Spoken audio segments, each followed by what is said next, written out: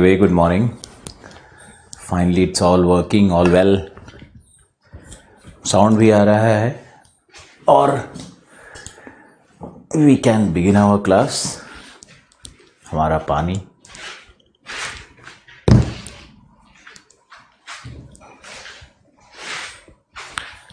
अंतर्जात शक्तियों के वर्गीकरण का चार्ट बनाया था। अब एक प्रश्न है कि लिखो, इस प्रश्न को लिखो कि अंतर्जात शक्तियों का वर्गीकरण प्रस्तुत करें एवं संबंधित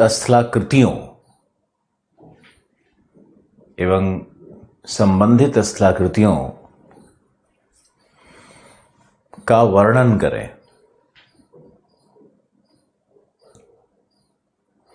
संबंधित स्थलाकृतियों का वर्णन करें।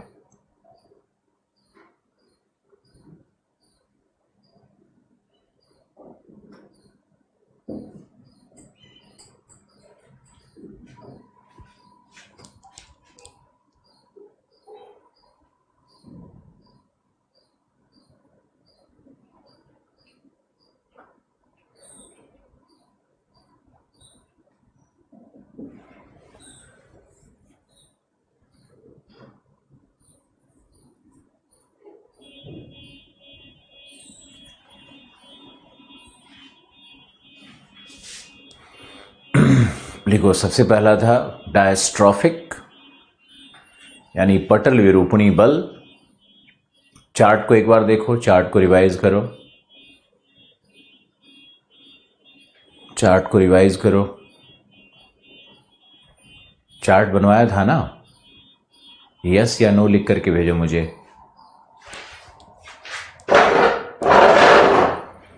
कई बार इंग्लिश मीडियम हिंदी मीडियम दोनों बैचेस के कारण दोनों में कुछ थोड़ा 5% ऊपर नीचे चलता है।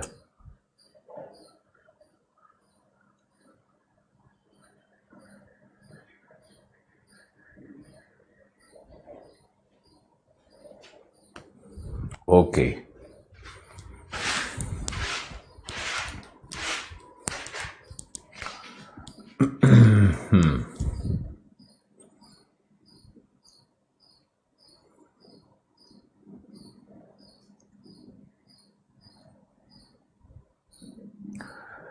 लिखो डायस्ट्रॉफिक फोर्स।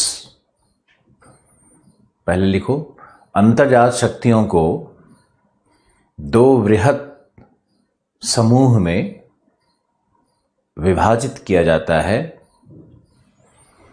दो वृहत समूहों में विभाजित किया जाता है।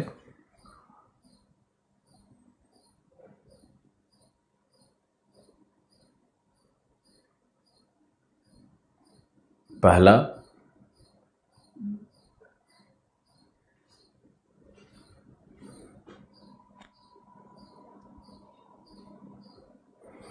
पटल विरूपणी शक्तियां। डायस्ट्रॉफिक लिखोगे तो शायद बेहतर होगा, डायस्ट्रॉफिक ही लिखना चाहिए आप लोगों को। तो पटल विरूपणी शक्तियां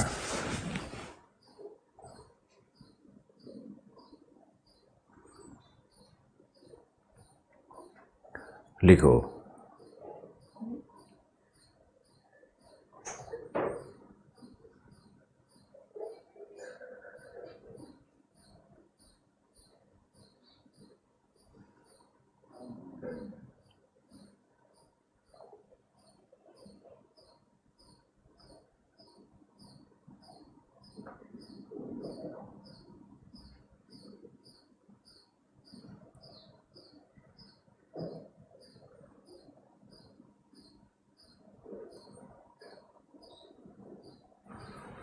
लिखो, ये शक्तियां मंद दर से कार्य करती है, दीर्घकालिक एवं अदृश्य हैं। दीर्घकालिक एवं अदृश्य हैं, परंतु पृथ्वी के भूपर्पटी के सभी वृहत स्थलाकृतियों के निर्माण में उत्तरदायी हैं।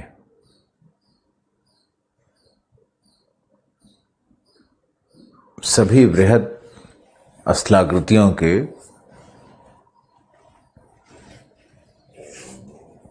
निर्माण में उत्तरदायी हैं।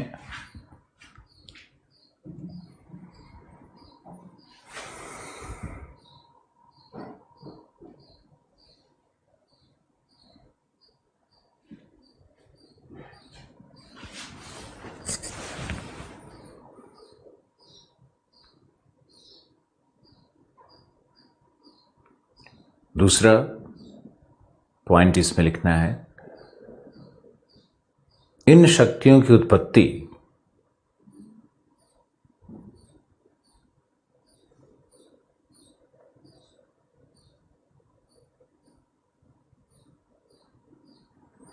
पृथ्वी के गहनतम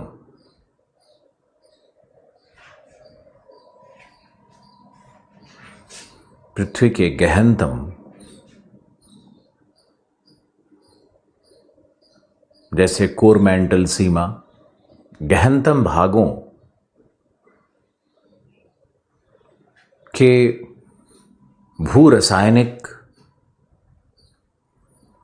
प्रक्रियाओं के परिणाम होते हैं,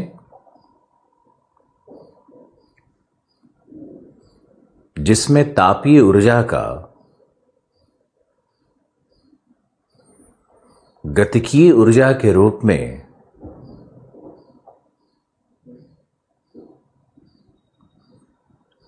परिवर्तन होता है एवं भूसंचलन तथा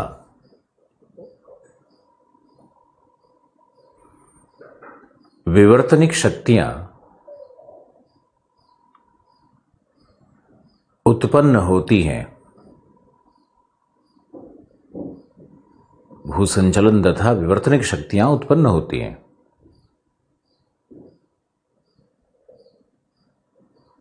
ये शक्तियां निरंतर कार्यरत हैं, इनएग्जॉस्टेबल।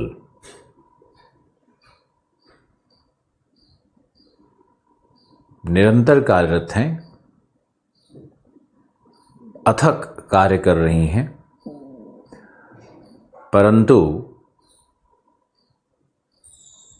परंतु इम्परसेप्टिबल हैं,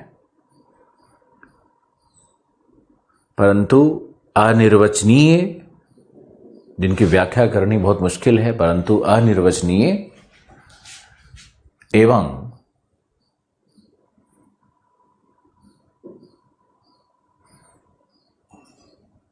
अदृश्य का एक और शब्द क्या हो सकता है? इम्परसेप्टिबल, यानी हमारे इंद्रियों के द्वारा उनको नहीं समझा देखा जा सकता है, उसको इम्परसेप्टिबल कहते हैं। हमारे परसेप्शन से दूर हैं,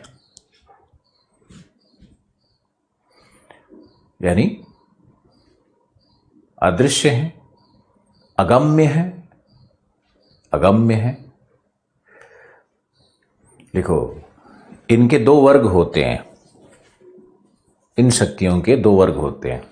नहीं, वेट, रुको, ये तो डायस्ट्रॉफिक था। अब इसमें पैराग्राफ चेंज करके यहीं पे लिखना है कि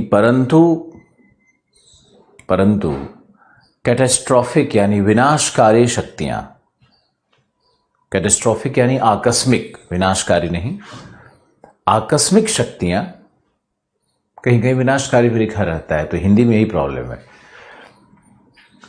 कि आकस्मिक शक्तियां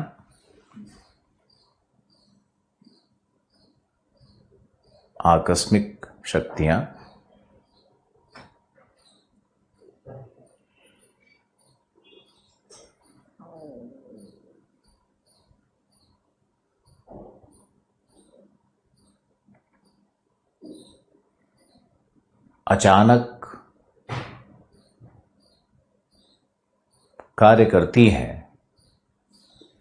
तथा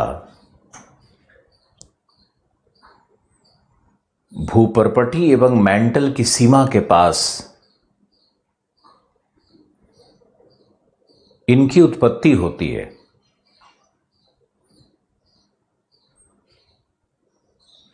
अघोषित अनप्रेडिक्टेबल, अघोषित एवं विनाशक होती हैं।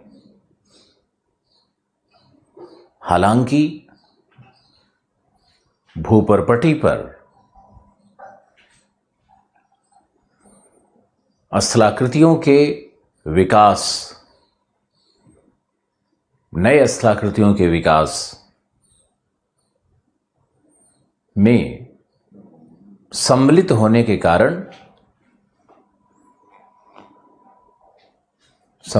कारण इन्हें सृजनात्मक शक्तियों के अंतर्गत ही रखा जाता है, सृजनात्मक शक्तियों के अंतर्गत ही रखा जाता है।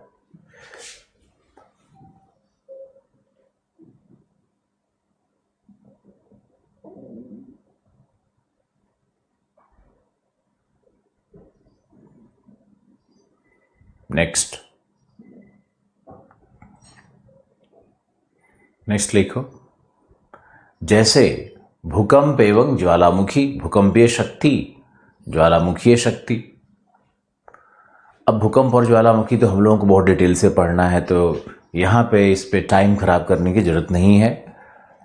वापस आते हैं डायस्ट्रॉफिक फोर्स पे। तो आप लिखो, डायस्ट्रॉफिक यानी पटल विरूपणी शक्तियों के दो वर्ग हैं। पटल विरूपणी शक्तियों के दो वर्ग हैं। पहला था इपैरोजेनेटिक, दूसरा था ओरोजेनेटिक।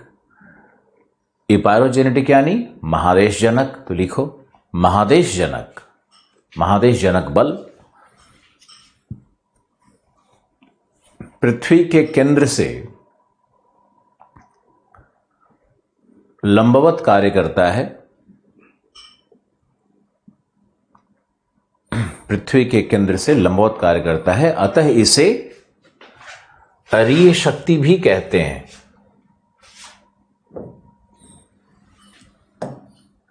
रेडियल फोर्स कहते हैं।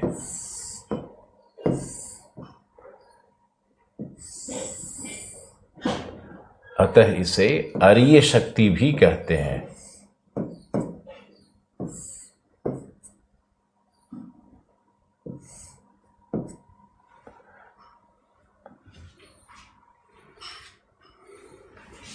पृथ्वी का अगर सेंटर है तो ये क्या है? ये तो अरीय शक्ति है। इस तरह से अगर कुछ कार्य हो रहा है, इस तरह से शक्तियां अगर इस दिशा में कार्य कर रही है तो ये तो अरीय शक्ति है, रेडियल फोर्स है। लिखो,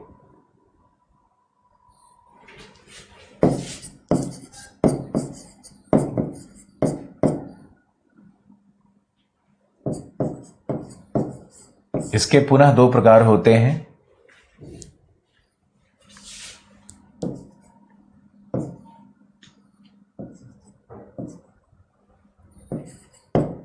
उमज्जन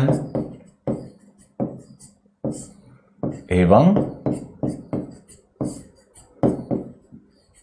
निमज्जन। इन शक्तियों से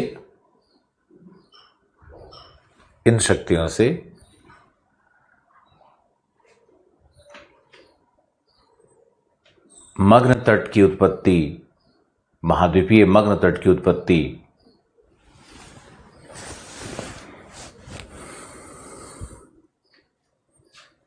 एवं संरचनात्मक पठार एवं मैदान इत्यादि निर्मित होते हैं।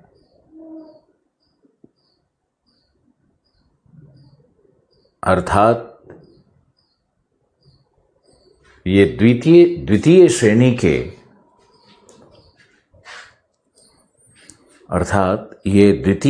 के उच्चावचीय दशाओं का निर्माण करते हैं।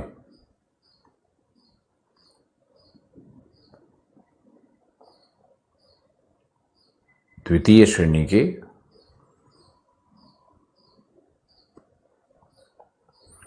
उच्चावचीय दशाओं का निर्माण करते हैं।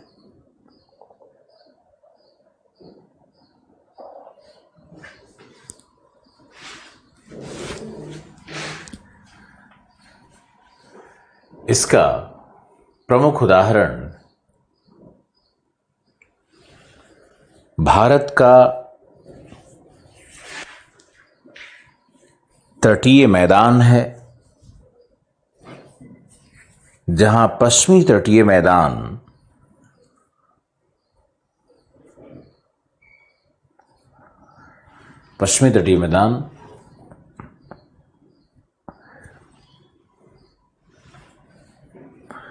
सामान्य रूप से निमज्जित है,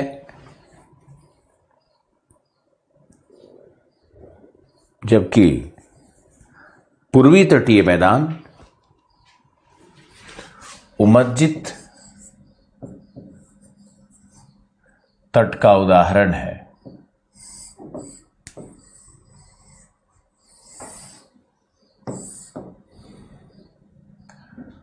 उमज्जित तट का उदाहरण है।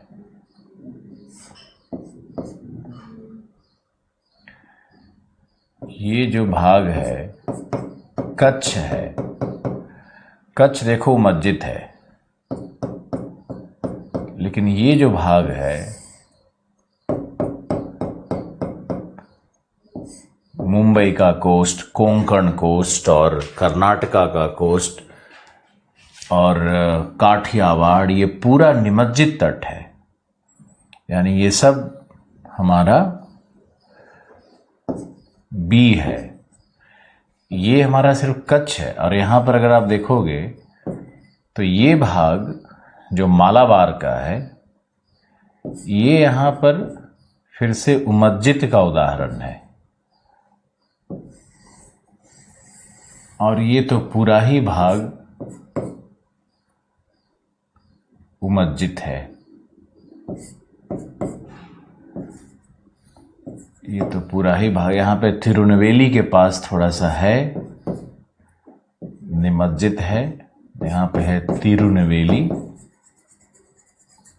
तमिलनाडु में, तो तिरुनेलवेली के पास थोड़ा सा बी मिलता है, लेकिन ज्यादातर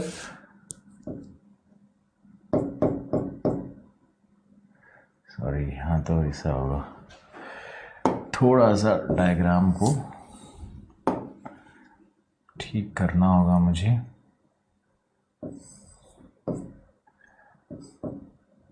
मालाबार को थोड़ा और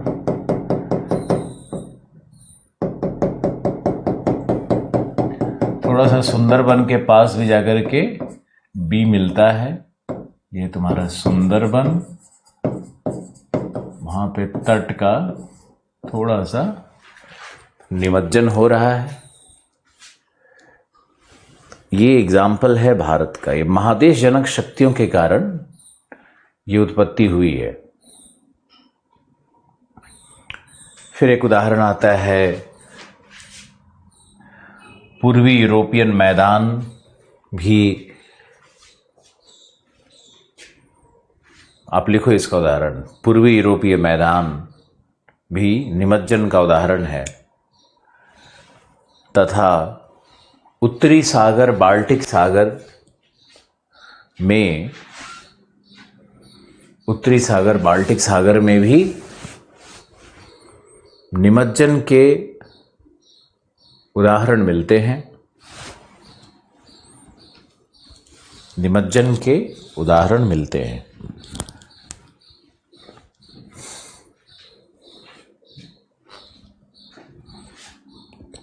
ओके, नेक्स्ट चलते हैं आगे। और अब लिखो ओरोजेनेटिक। ओरोजेनेटिक क्या है? लिखो पर्वत निर्माणकारी शक्तियां।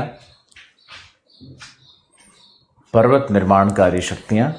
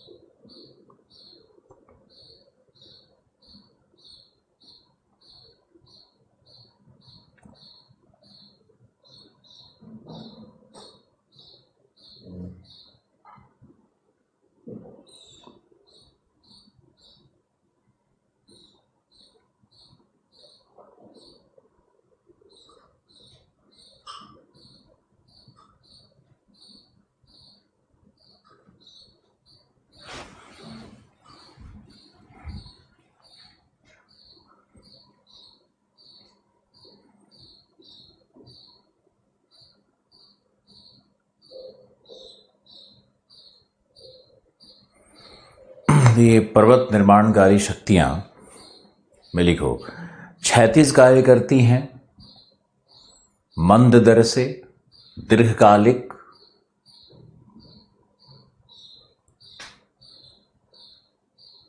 इन्हें विवर्तनिक शक्तियां भी कहते हैं।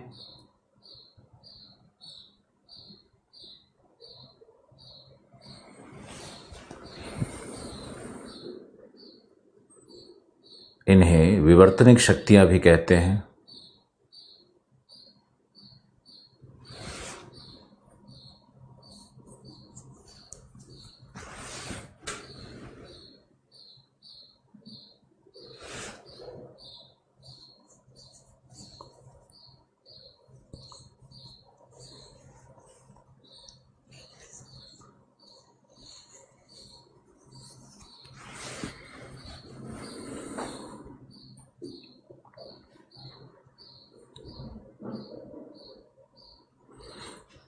तथा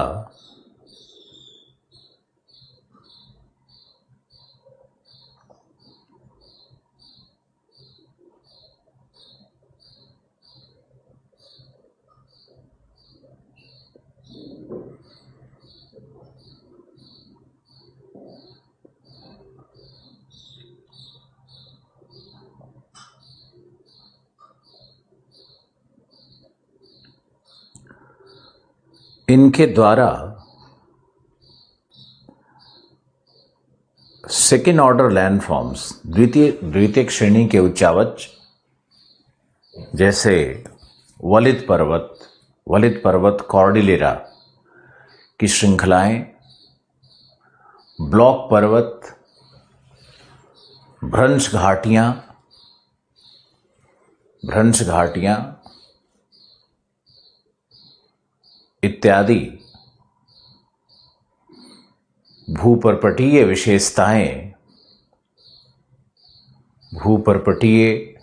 विशेषताएं उत्पन्न होती है।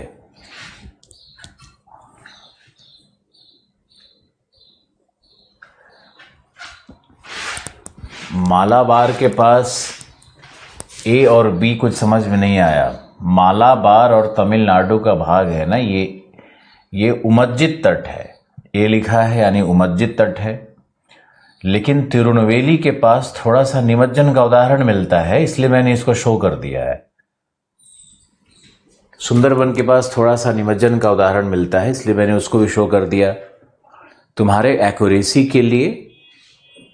और भूगर्भ शास्त्र के जो रिसेंट रिसर्च हैं, क्योंकि सामान्य रूप से तो सभी लोग यही जानते हैं कि ये उमज्जित तट है, ये निमज्जित तट है, लेकिन ऐसा नहीं है। तिरुनवेली है, मालाबार है, ऐसा कुछ एक्सेप्शंस मिलता है। कच्छ है, एक्सेप्शंस है। एक्सेप्शंस को भी मैंने दिखा दिया है। ओके वेद प्रकाश, अच्छा प्रश्न था। अब लिखो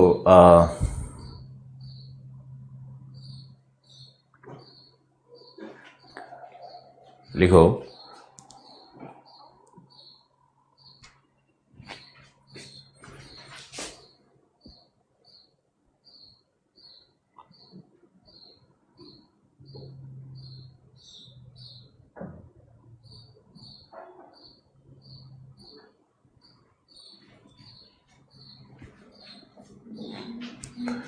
लिखो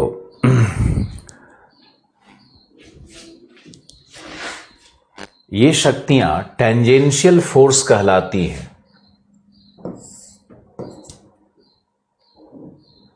टेंजेंशियल फोर्स कहलाती हैं।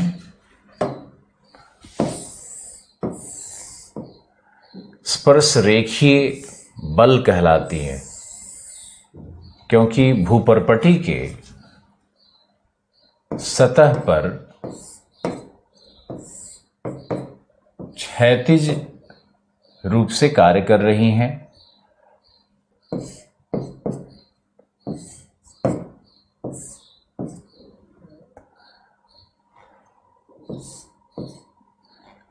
क्षैतिज रूप से कार्य कर रही हैं।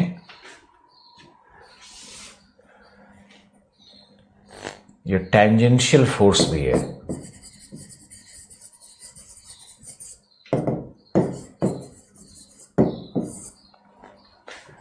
लिखो, ये पुनः दो प्रकार की होती हैं,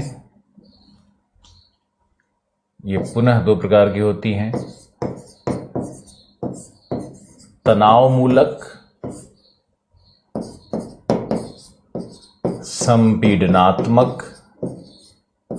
बहुत आसान है समझना, ऐसा कुछ भी नहीं इसमें। तनाव मूलक आप देख सकते हो कि लिखो, तनाव मूलक में एक ही बिंदु से शक्तियां विपरीत दिशा में कार्य करती है। किसी दिए गए पॉइंट से या दिए गए प्लेन से, दिए गए क्षैतिज से शक्तियां दो विपरीत दिशा में कार्य करती हैं, जिसके कारण चटकन, दरार, चटकन, दरार, भ्रंश एवं भ्रंश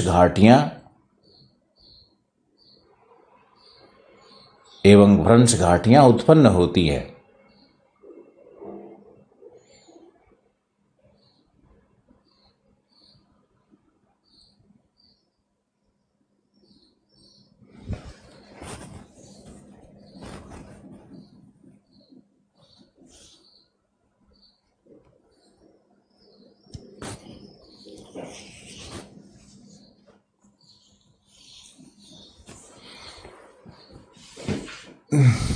लिखो, क्रैक, फीजर, फॉल्ट, रिफ्ट वैली, चारों को एक सीक्वेंस में लिखना है। सबसे छोटा कौन सा होगा? क्रैक। क्रैक जब डेवलप कर जाता है तो क्या कहेंगे? फीजर, दरार। क्रैक यानी चटकन, चट्टानों में चटकन, बड़ा होकर के क्रैक, दरार। एक फ्लो चार्ट बनाओ। फिर क्रैक से क्या बनेगा?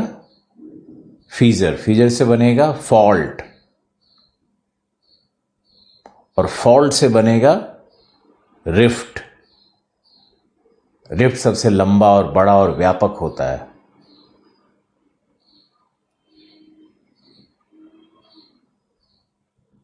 और वही रिफ्ट जब और बड़ा हो जाता है तो क्या बनेगा?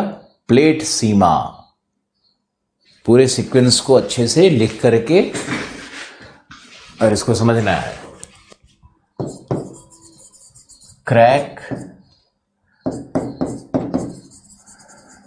फीजर, FISSURE, फीजर, फॉल्ट, रिफ्ट, फिर बन जाएगा ये प्लेट बाउंड्रीज। प्लेट की सीमाओं का निर्माण होता है। तनाव मूलक शक्तियां। अब आओ और लिखो कि फॉल्ट यानी भ्रंश तीन प्रकार के होते हैं। भ्रंश तीन प्रकार के होते हैं।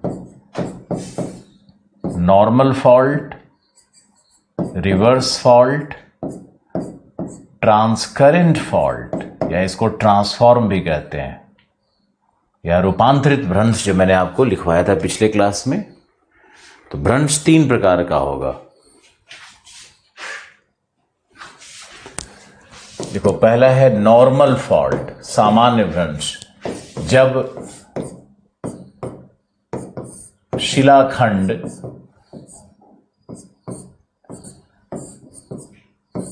शिलाखंड एक क्षैतिज तल से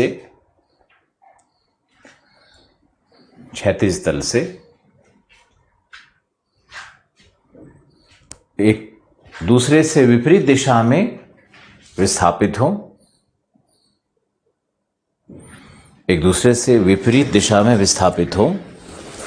तब उसे सामान्य भ्रंश कहते हैं।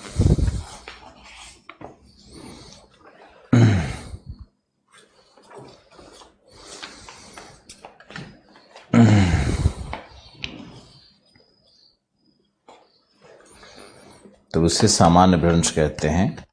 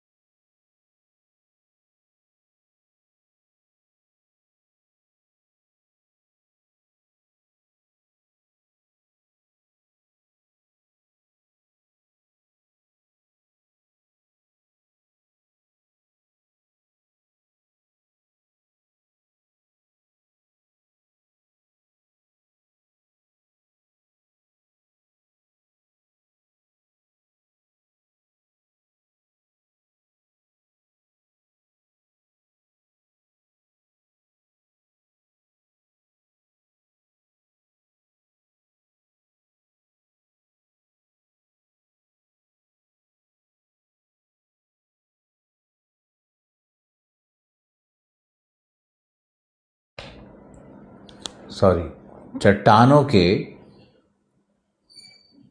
एक दूसरे के सापेक्षिक गति को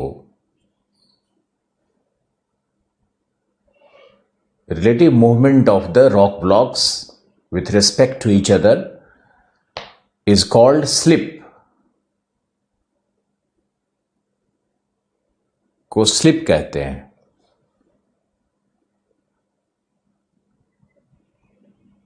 जबकि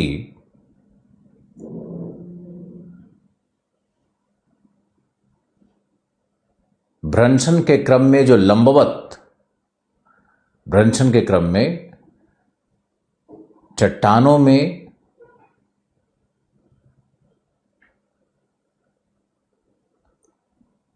लंबवत परिवर्तन या लंबवत प्रकोष्ठ में जो परिवर्तन होता है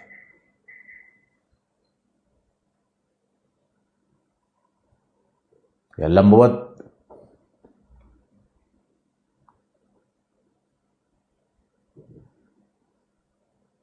प्रकोष्ठ, ठीक है, प्रकोष्ठ में जो परिवर्तन होता है उसे थ्रो कहते हैं, THROW। स्लिप क्या है, थ्रो क्या है, उसे थ्रो कहते हैं।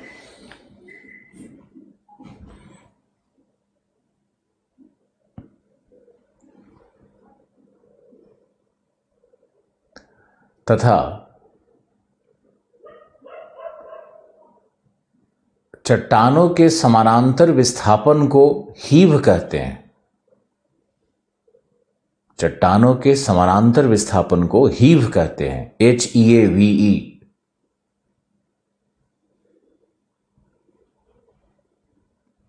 चट्टानों के समानांतर विस्थापन को हीव कहते हैं।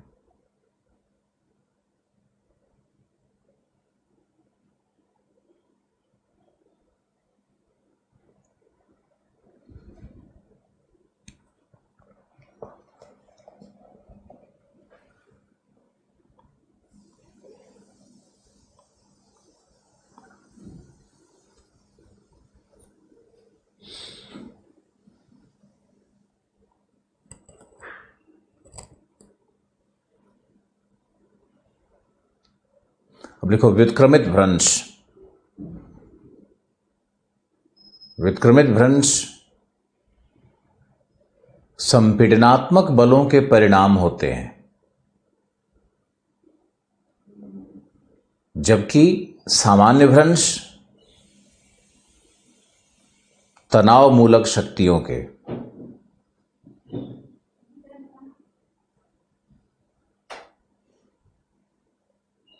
दूसरा अंतर क्या है? व्युत्क्रमित भ्रंश में चट्टानें एक दूसरे पर आरोहित हो जाती है या अध्यारोपित हो जाती है, दोनों से ही है। परंतु सामान्य भ्रंश में विस्थापित।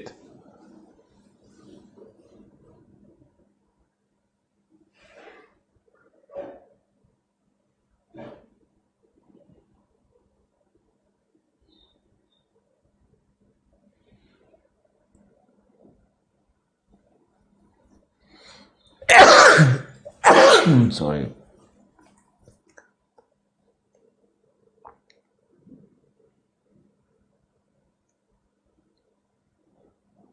फिर लिखो विक्रमित भ्रंश में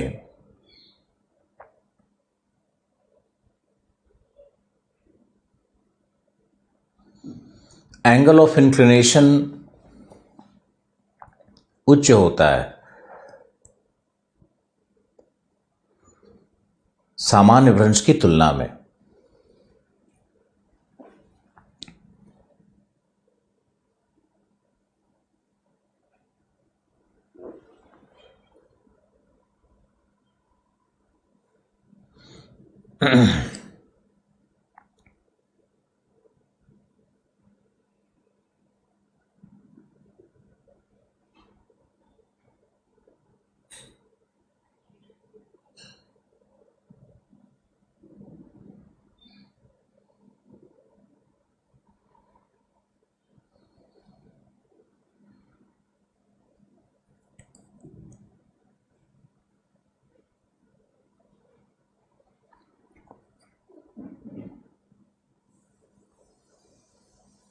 तो लिखो सामान्य भ्रंश में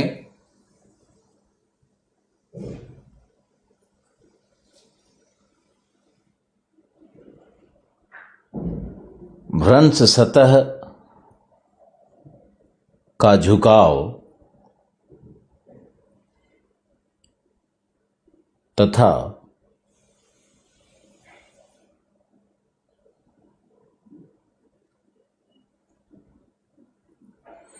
निम्न अवतलित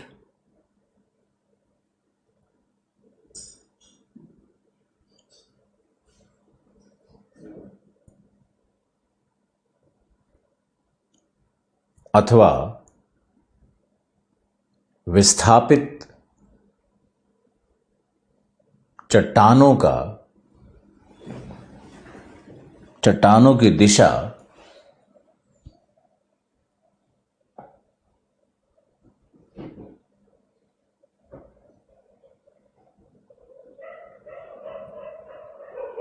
यदि पूरी तरह बाईं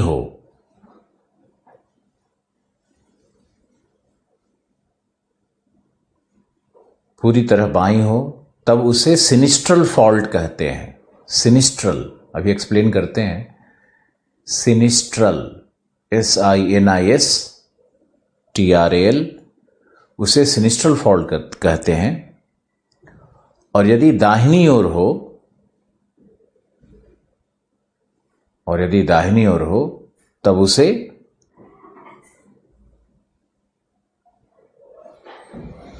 डेक्स्ट्रल कहते हैं। DEXTRAL।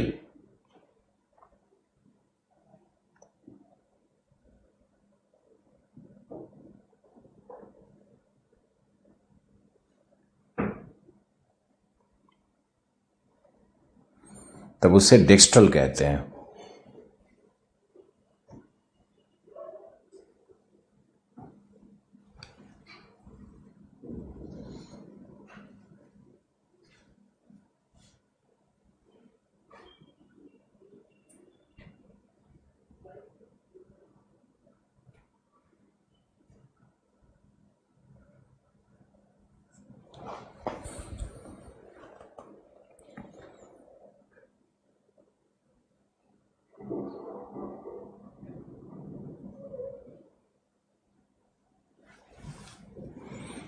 फिर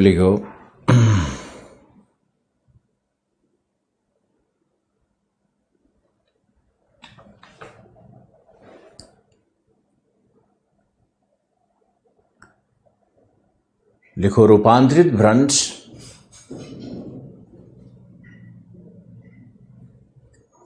एक प्रकार का वर्टिकल फ्रैक्चर होता है। लंबवत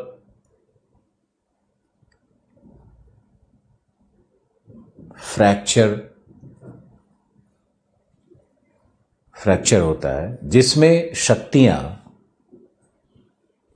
एक दूसरे से विपरीत परंतु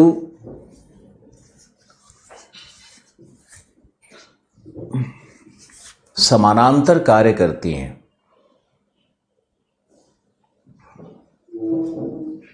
परंतु समानांतर कार्य करती हैं।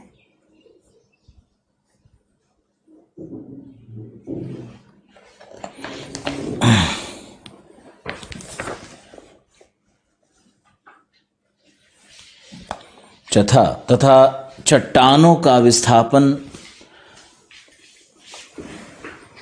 भ्रंश रेखा के समानांतर होता है।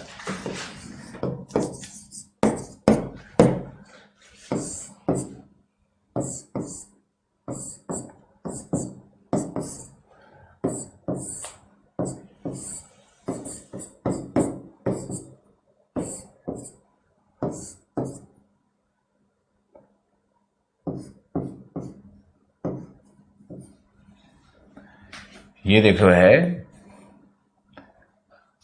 Reverse fault. रिवर्स फॉल्ट में क्या हो रहा है कि चट्टान, इसमें देखो सामान्य भ्रंश में चट्टान ए और बी है, एक क्षैतिज तल, अगर इसको हम मान लेते हैं ये क्षैतिज एक प्लेन है एक्स वाई, तो एक्स वाई के विपरीत काम कर रहा है, विपरीत दिशा में काम कर रहा है, सामान्य भ्रंश है। ये क्रैक डेवलप कर गया, चटकन हो गया। इसमें ये भी हो सकता है कि ये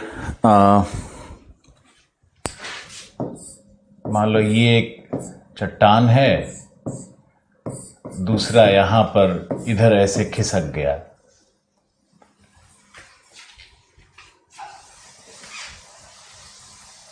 ये भी सामान्य भ्रंश हो सकता है। लेकिन इसमें तनाव मूलक शक्तियां कार्य करनी चाहिए, तनाव मूलक शक्तियां ही कार्य करेगी। तो कई बार क्या होता है कि दोनों चट्टान पहले यहां पर था, यहां पर ही दोनों चट्टान था और ये शक्तियां इस तरह से कार्य कर रही थी, लेकिन ये इधर खिसका तो ये हो सकता है नीचे की तरफ स्लाइड कर जाए, तो इससे कारण भी भ्रंश बन जाता है। तो ये भी सामान्य भ्रंश है। इसमें मूल ये है कि तनाव मूलक शक्तियां होनी चाहिए। अब रिवर्स फॉल्ट में देखोगे तो इसमें संपीडनात्मक बल कार्य करता है। दो चट्टानें हैं, दोनों चट्टानों में संपीडनात्मक बल कार्य कर रहा है। तो एक चट्टान बी ए के ऊपर में अध्यारोपित हो गया है, तो उसके कारण बीच में जो क्रैक या भ्रंश बनेगा ये व्युत्क्रमित भ्रंश है। इसमें ऊपर और नीचे की तरफ मूवमेंट हो सकता है, कुछ भी हो सकता है, ऊपर भी मूवमेंट हो सकता है, या ए का नीचे भी मूवमेंट हो सकता है, बी का ऊपर मूवमेंट हो सकता है, या दोनों भी एक साथ हो सकता है। तीसरा है ट्रांसकरेंट। ट्रांसकरेंट फॉल्ट, इसी को हम लोग कहते हैं ट्रांसफॉर्म भी कहते हैं, ट्रांसफॉर्म फॉल्ट। इसमें एकदम से अलग है। इसमें ये जो चट्टान है और ये जो चट्टान है, ए और बी जैसे हमने एग्जाम्पल लिया हुआ है, तो ये इस दिशा में और ये इस दिशा में, यानी शक्तियां एक दूसरे के समानांतर कार्य कर रही हैं। और समानांतर कार्य करने के कारण जो ये जो भाग है, ये जो हमारा एक्स वाई है, प्लेन है, क्षैतिज तल है यहां पर, तो ये यहां पर भ्रंश की उत्पत्ति होगी और इस तरह का भ्रंश कहलाएगा ट्रांसफॉर्म फॉल्ट। तीनों डायग्राम्स को बनाओ, शक्तियों का फर्क है, एक लाइन में समझो, कुछ इसमें खोपड़ी खुजलाने की जरूरत नहीं है। तनाव मूलक शक्तियां हैं, संपीडनात्मक शक्तियां हैं और यहां पर समानांतर शक्तियां हैं। तीन तरह की अलग अलग शक्तियों से तीन प्रकार के अलग अलग भ्रंश बन रहे हैं।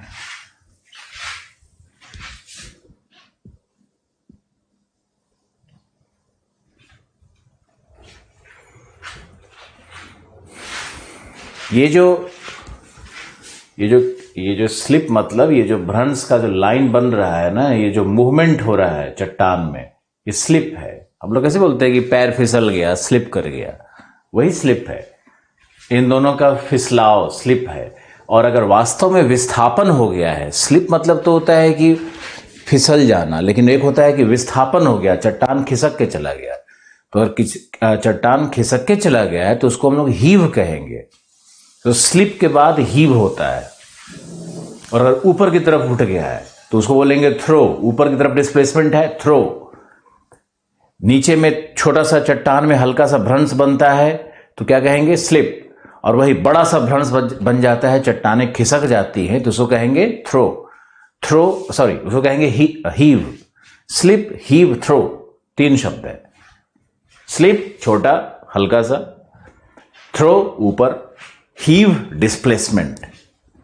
बहुत आसान है, सिर्फ शब्दों का हेर फेर है। ऋषिराज मैंने बताया आपको।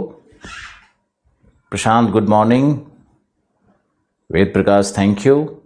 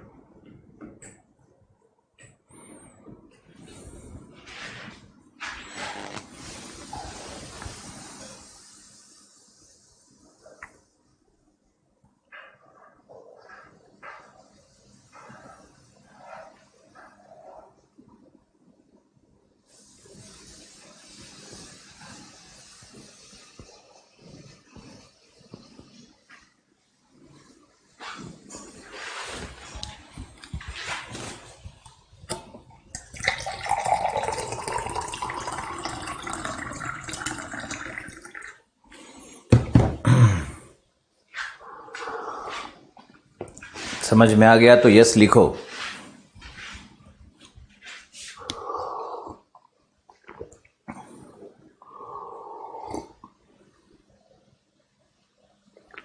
बन गया सर जी, ओके।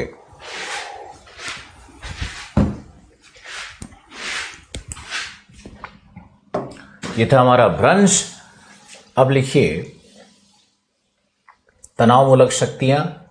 तो लिखो भ्रंश घाटी एवं ग्रैविन में अंतर, ये भी करेंगे। फिर करते हैं ब्लॉक पर्वत का निर्माण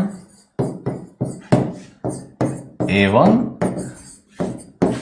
सिद्धांत कौन कौन से हैं ब्लॉक पर्वत के निर्माण में। देखो विषय को आगे, इसी विषय को अंतर्जात शक्ति एक शब्द लिख दिया है, लेकिन उसके अंदर में कितने विषय निकल करके आ रहे हैं। जो अंदर से विषय निकल करके आते हैं यही आपके यूपीएससी के प्रश्न बनेंगे। तो आप लिखो, इसमें आगे बढ़ते हैं।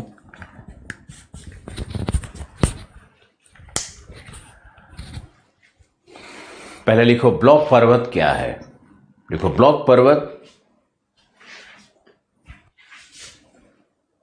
भ्रंशन से उत्पन्न उच्च भूमि होता है जिसमें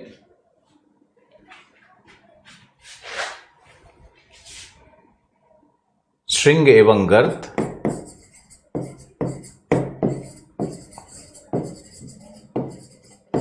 अथवा हॉर्स्ट एंड ग्रेवेन, हॉर्स्ट एंड ग्रेवेन नस्लाकृति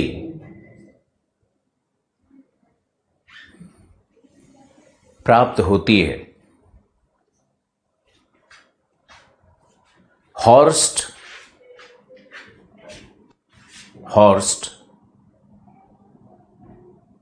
उच्च भूमि होता है, श्रृंग होता है, जबकि ग्रेवेन एक प्रकार की भ्रंश घाटी होती है। एक प्रकार की भ्रंश घाटी होती है।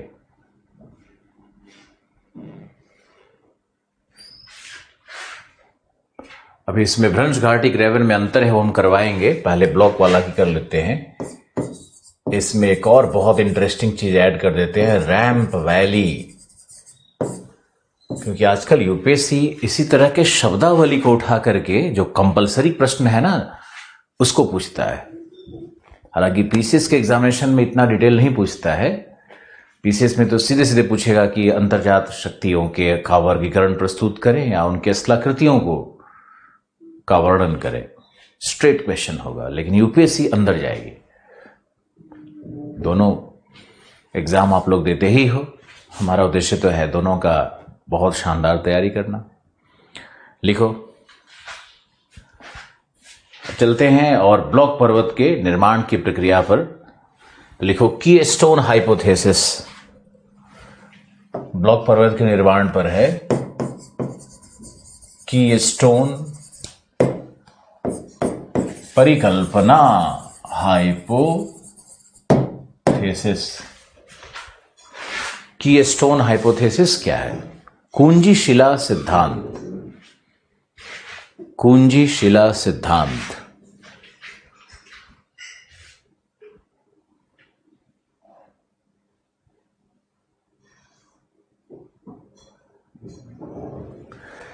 इंडोजेनेटिक फोर्सेस भी कुछ समझाओ सर, कैसे काम करता है? अरे यार तुम पागल है क्या? पूरा संवहनीय सिद्धांत पढ़ा दिया, कैसे कार्य करता है। संवहनीय धारा सिद्धांत में देखा नहीं संवहन कैसे ऊपर की तरफ हो रहा है। प्लेट सीमा बना दिया, प्लेट बना करके दिखा दिया। प्लेटों का मूवमेंट समझना चाहिए, दोबारा हम फिर इसको बताएंगे। पायरोजेनेटिक फोर्स भी कुछ समझाओ सर। उसमें संवहनीय धारा इस तरह के डिस्कशंस में तो फिर ये क्या है? ये यही पायरोजेनेटिक था ना। ये पायरोजेनेटिक का मतलब है ऊपर की तरफ काम करना और नीचे की तरफ काम करना। अब जब ये प्लेट इस तरह से मूव कर रहा है यहां पर, तो दोनों के टकराने के बाद संपीड़नात्मक बल लगता है तो नीचे की तरफ कुछ फोर्स लगेगा। यहां संवहनीय धाराएं उठ रही है, तो जहां संवहनीय धाराएं उठ रही है वो वहां पे भी कुछ कार्य करेगा, ऊपर की तरफ बल कार्य करेगा। और अभी तो धीरे धीरे समझोगे ना आप। ऊपर जाने के बाद इधर ऐसे हुआ था ना क्षैतिज, फिर नीचे की तरफ आया था, ये संवहनीय धाराएं थी। तो ऊपर यहां नीचे कोई भी फोर्स एक दूसरे से अलग थोड़ी हो सकता है, सब इंटर रिलेटेड है। लेकिन उसका भी हम क्लासिफिकेशन करते हैं ना हम लोग। उसी में लंबवत कहां पर काम कर रहा है, क्षैतिज कहां पे कर रहा है, तो ऑब्लिक कहां पे काम कर रहा है, उस तरह से वर्ग बनाया जाता है शैक्षणिक उद्देश्य से। ओके।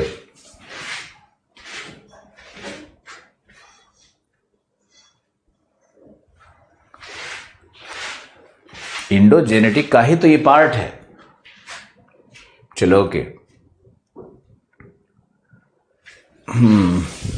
कहां थे हम लोग? कीस्टोन हाइपोथेसिस, कुंजी शिला सिद्धांत। तो पहले कुंजी शिला सिद्धांत को लिखते हैं। लिखो, इस सिद्धांत के अनुसार, कीस्टोन हाइपोथेसिस के अनुसार ब्लॉक पर्वतों का निर्माण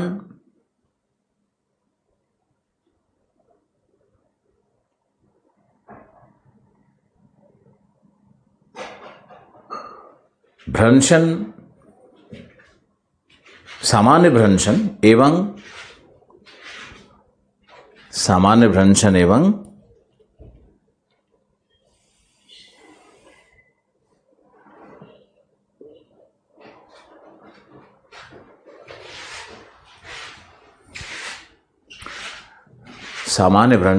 देखो जियोमॉर्फोलॉजी चल रहा है, इसमें अगर एक भी क्लास मिस करोगे या थोड़ा भी रिलैक्स हो जाओगे तो ये फिर जियोमॉर्फोलॉजी कभी जिंदगी में हाथ नहीं लगेगी।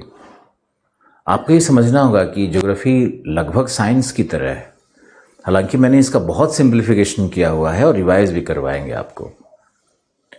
जैसे मान लो कि प्लेट टेक्टोनिक्स में जाएंगे तो फिर संवहनीय धाराओं को रिवाइज करवाएंगे, फिर से प्लेट एक्सप्लेन होगा, फिर से भ्रंश एक्सप्लेन होगा। लेकिन कम से कम अभी जो इतना मैंने सामान्य कर रखा है कि संवहनीय धाराएं कैसे उठ रही हैं, कैसे गिर रही हैं, तुम एक दिन में विद्वान नहीं हो सकते। और एक दिन में हम अपनी विद्वता का छाप भी नहीं छोड़ना चाहते हैं ना। तो धीरे धीरे करके आँख खुलेगी तुम्हारी। तो जो प्रक्रिया है उसको फॉलो करते रहो।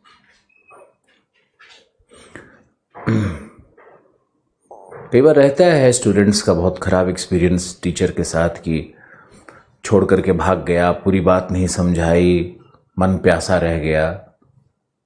हमारे साथ ऐसा कभी नहीं होगा, चिंता मत करो। ओके। तो लिखो ब्लॉक पर्वत में कि ब्लॉक पर्वत भ्रंशन की प्रक्रिया से व्युत्क्रमित एवं सामान्य दोनों प्रकार के भ्रंशों से उत्पन्न होते हैं।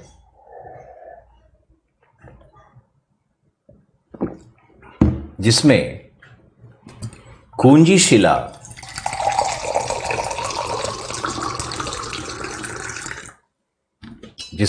शिला अथवा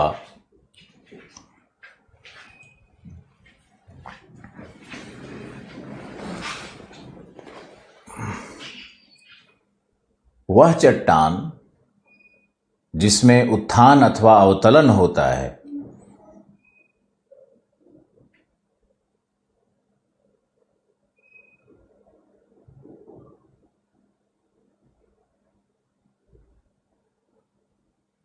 अथवा ऊर्ध्व अथवा अधः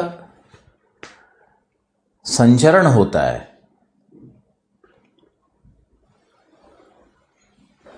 उसे कीस्टोन कहते हैं।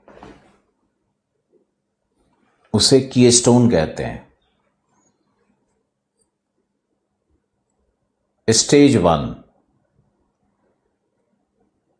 3 स्टेज में इसको दर्शाएंगे। स्टेज 1, तनावमूलक शक्तियों का उत्पन्न होना एवं दीर्घकालिक प्रक्रिया में सामान्य भ्रंशों का निर्माण,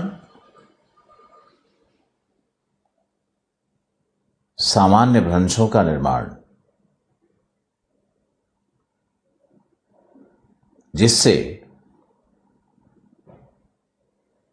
क्षैतिज तल X एवं Y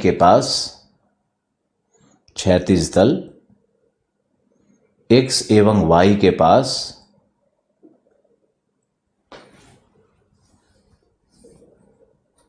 चटकन, दरार अथवा भ्रंश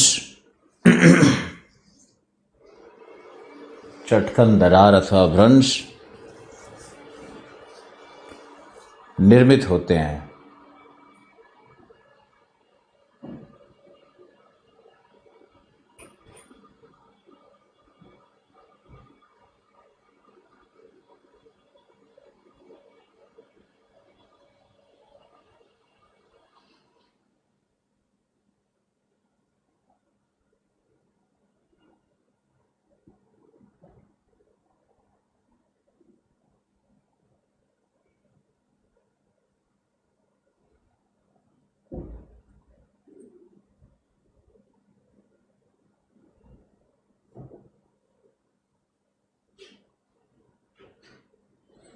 चटकन, दरार अथवा भ्रंश उत्पन्न होते हैं।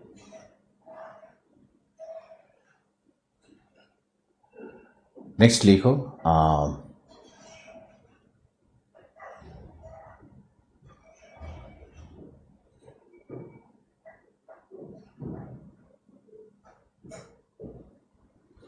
स्टेज 2,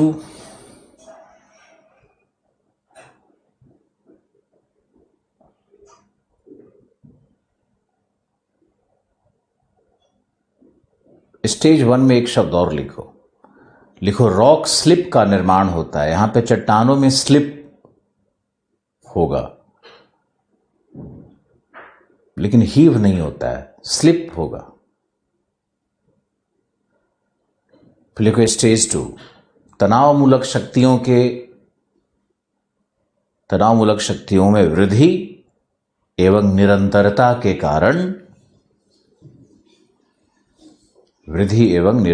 के कारण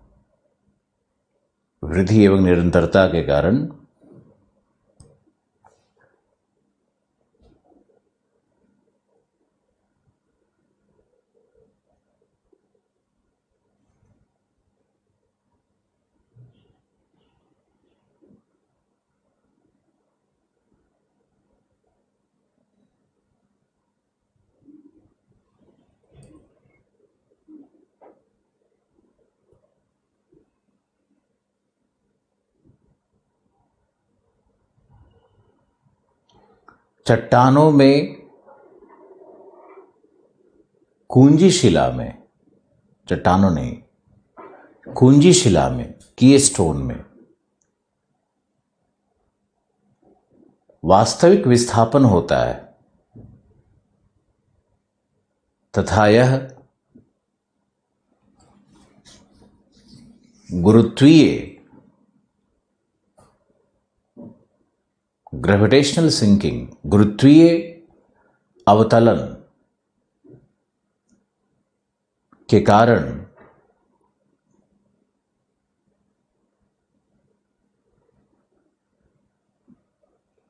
ग्रैबेन अथवा भ्रंश घाटी का निर्माण करता है। ग्रैबेन अथवा भ्रंश घाटी का निर्माण करता है।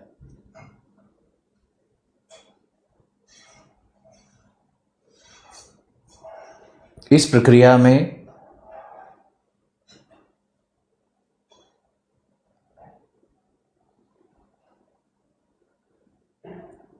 कुंजी शिला कीस्टोन में हीव की प्रक्रिया कार्य करती है।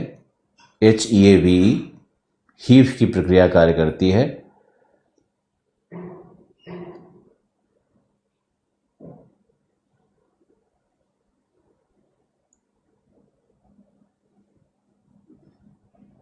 हीव की प्रक्रिया कार्य करती है।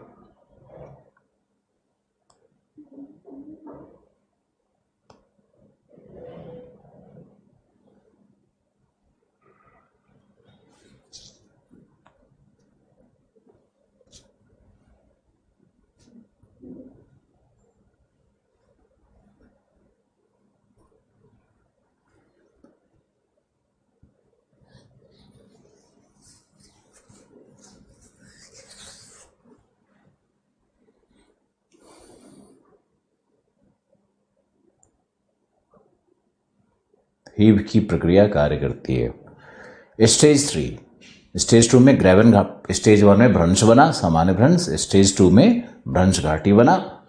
अब लिखो स्टेज 3, कीस्टोन अर्थात ब्लॉक सी, शिलाखंड सी, मैप में दिखाएंगे सी क्या है। शिलाखंड सी अवतलित होकर गहरी घाटी का निर्माण करता है। अवतलित होकर गहरी घाटी का निर्माण करता है जिसके दोनों तरफ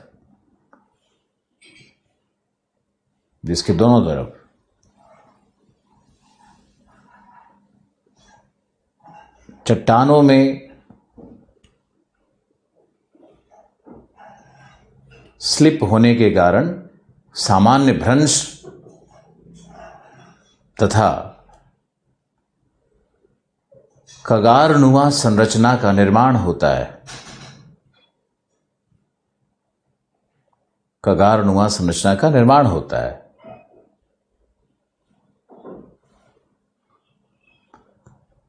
शिलाखंड ए एवं बी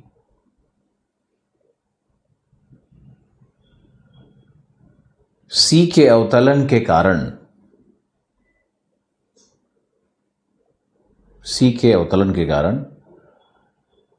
कगार युक्त उच्च भूमि की तरह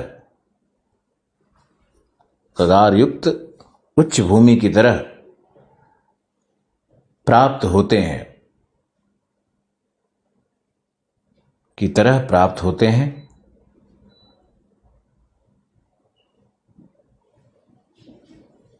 जिन्हें श्रिंग कहते हैं या हॉर्स्ट कहते हैं।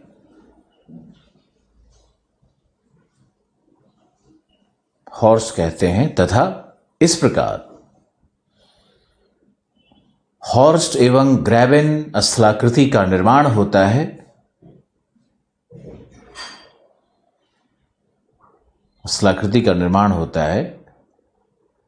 जिसे ब्लॉक पर्वत की संज्ञा दी जाती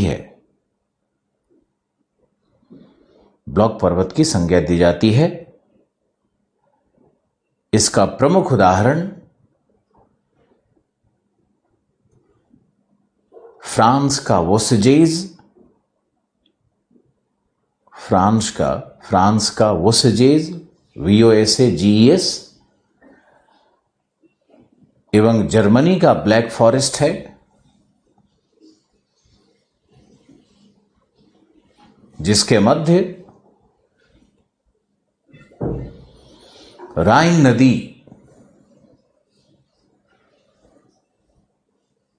भ्रंश घाटी में प्रवाहित है। राइन नदी भ्रंश घाटी में प्रवाहित है।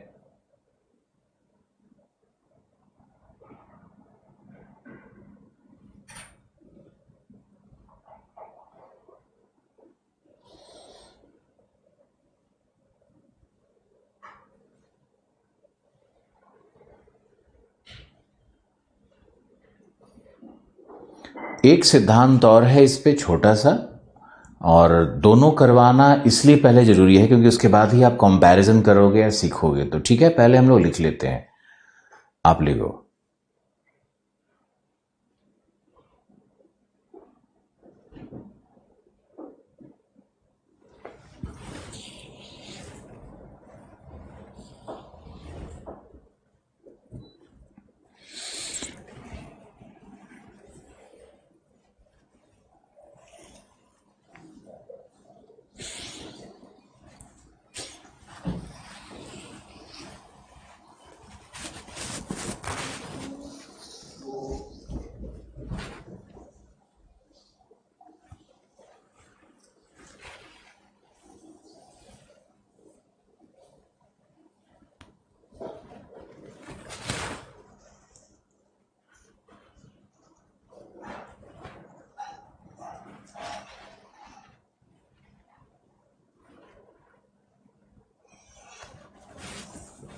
लिखो।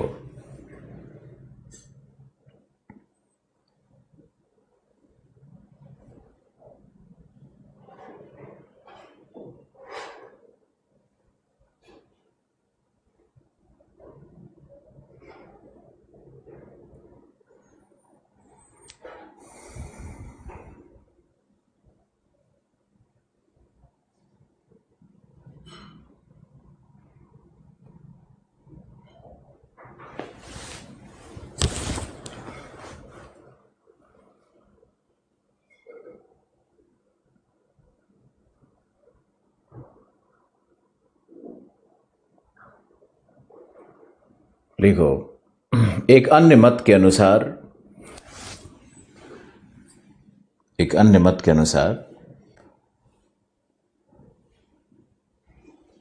संपीड़नात्मक शक्तियों एवं व्युत्क्रमित भ्रंशन के कारण भी व्युत्क्रमित भ्रंशन के कारण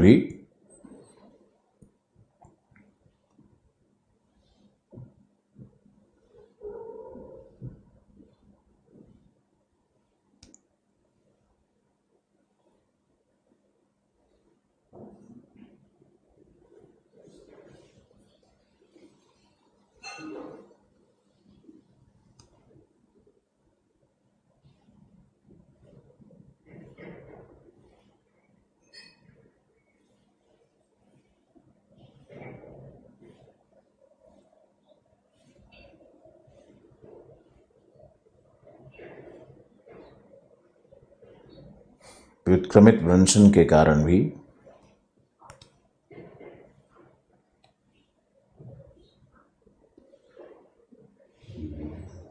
what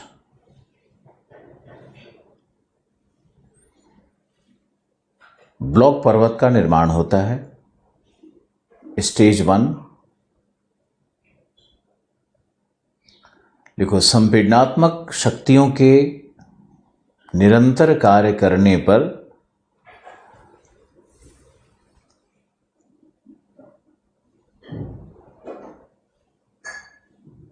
कुंजी शिला C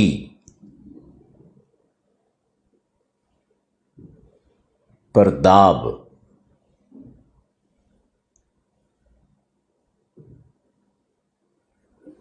उत्पन्न होता है, जिससे दाब उत्पन्न होता है, जिससे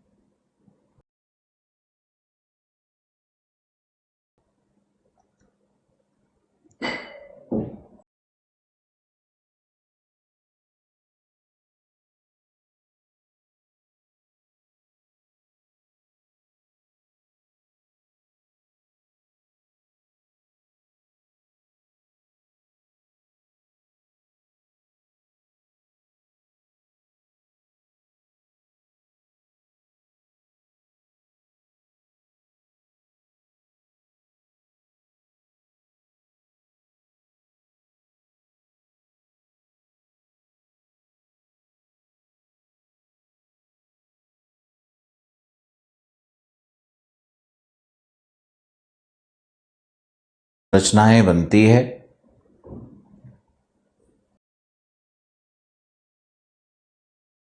दोनों तरफ कगारनुमा संरचनाएं।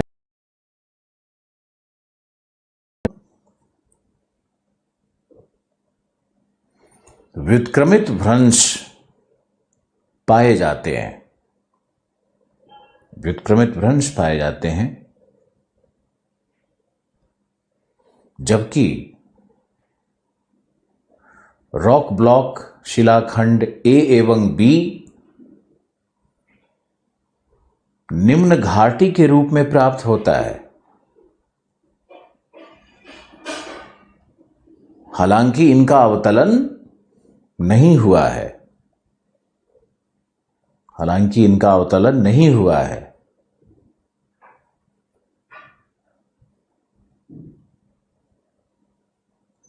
इस तरह की घाटियों को रैंप वैली कहते हैं। इस तरह की घाटियों को रैंप वैली कहते हैं।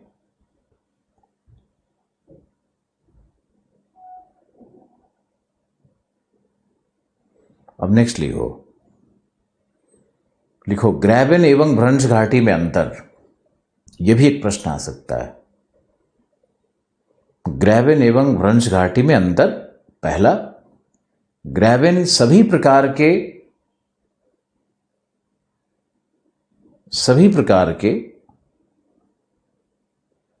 भ्रंश से युक्त घाटियों को कहते हैं,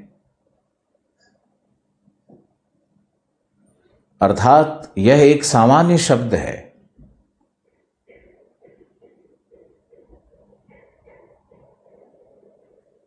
यह एक सामान्य शब्द है जो किसी भी निम्न भूमि में जहां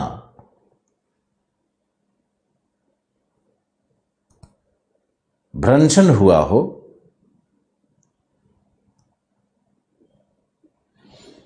वहां प्रयुक्त किया जा सकता है। वहां प्रयुक्त किया जा सकता है।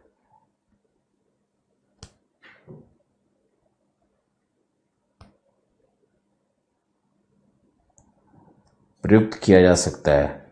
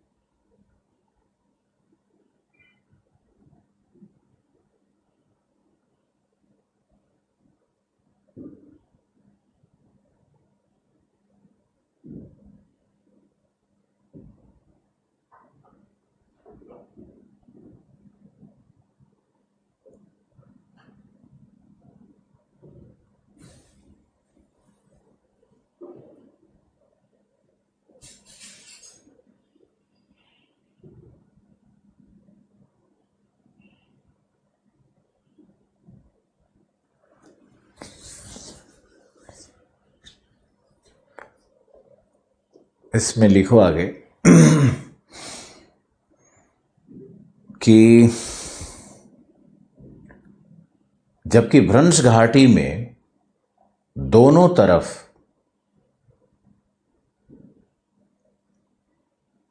सामान्य भ्रंश होते हैं, अर्थात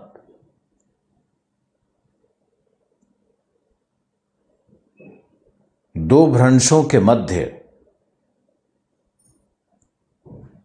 अवस्थित घाटी को ही भ्रंश घाटी कहते हैं, जबकि ग्रैवन में एक सामान्य भ्रंश भी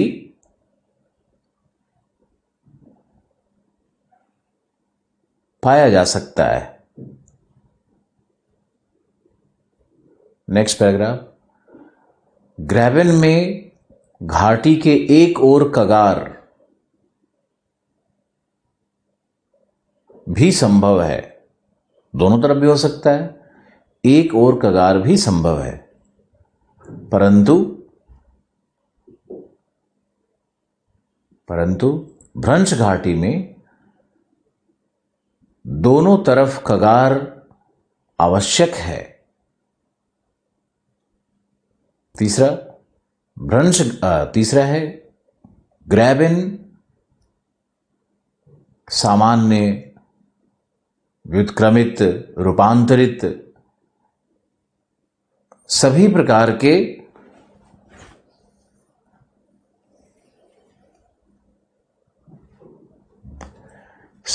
के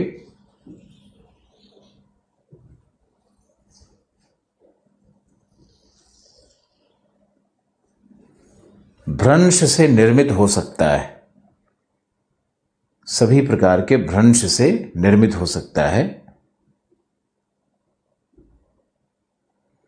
जबकि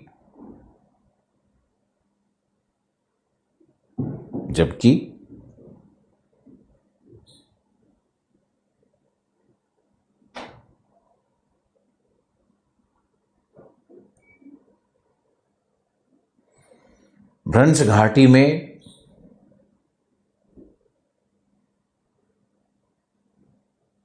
तनाव मूलक शक्तियां आवश्यक हैं, और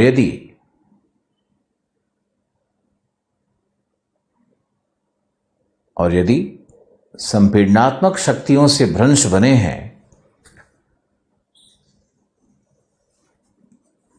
तब उन्हें रैंप वैली कहते हैं,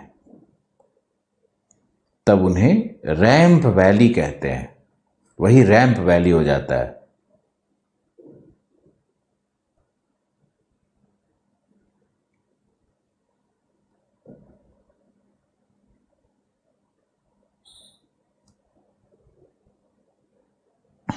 ये प्रश्न भविष्य में दिख रहा है मुझे, graben, rift valley, ramp valley. अब टाइम है आपके लिए कि आप पूरे ब्लॉक पर्वत के कॉन्सेप्ट को अच्छे से समझो, कीस्टोन हाइपोथेसिस को समझो। कीस्टोन हाइपोथेसिस में कहता है कि मान लो यह एक विशाल चट्टानीय श्रृंखला है, चट्टानीय खंड है, इसमें सामान्य भ्रंश का निर्माण तब होने लगता है जब तनाव मूलक शक्तियां कार्य करने लगती हैं, और ये जो यहां पर है यही स्लिप है। यहां से चट्टान इधर खिसकना शुरू करेगा तो यही स्लिप है, और ये आई और जे, आई जे क्या है हमारा तनाव मूलक शक्ति है, और स्लिप हो रहा है। तो ये जो लाइन यहां जो क्रैक बन रहा है, जो दरार बन रहा है, जो भ्रंश बन रहा है, उसको हम लोग कहेंगे नॉर्मल फॉल्ट। ये दोनों तरफ नॉर्मल फॉल्ट का निर्माण हो रहा है। ये शिलाखंड ए, ये शिलाखंड बी, ये शिलाखंड सी। ये हमारा स्टेज 1 है। डायग्राम भी बनाते रहो। 2 में क्या होगा? 2 में होगा कि यही प्रक्रिया अगर जारी रही तो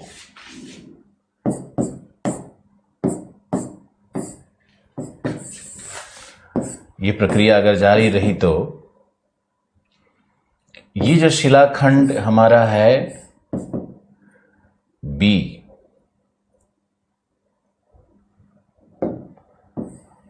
ये हमारा जो शिलाखंड है ए बी, ये जो हमारा शिलाखंड है सी, ये नीचे की तरफ अवतलित होने लगेगा और यही जो सी है यही कुंजी शिला है। सी हमारा है कीस्टोन, इसी को हम लोग कुंजी शिला कहते हैं। और ये नीचे की तरफ, ये जो पहले इस तरह से था, ये चट्टान नीचे की तरफ अवतलित हो गया है। क्यों अवतलित हो गया है? क्योंकि rock block A, rock block B दोनों विपरीत दिशा में संचरण कर रहा है। और जब संचरण कर रहा है तो यहां पर इसे वो कहेंगे हीव। ये दोनों चट्टानों में हीव उत्पन्न हो गया है, इस स्लिप से अलग हट करके हीव है ये। और ये इसको हम लोग बोलेंगे, जो नीचे आ रहा है ये है डाउन थ्रोन ब्लॉक, और यही है हमारा कीस्टोन। तो ये हमारा कीस्टोन है, डाउन थ्रोन ब्लॉक है। इसको देखो ध्यान से।